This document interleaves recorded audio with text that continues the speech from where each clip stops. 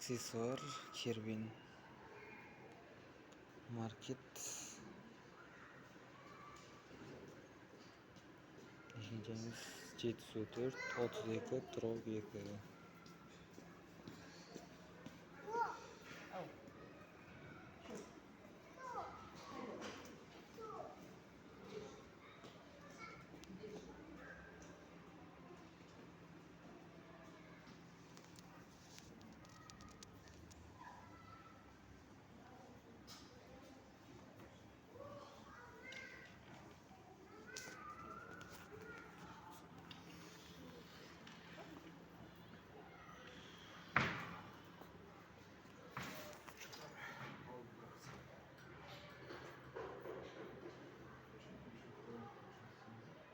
Bunda yupuşka oyuncakları var.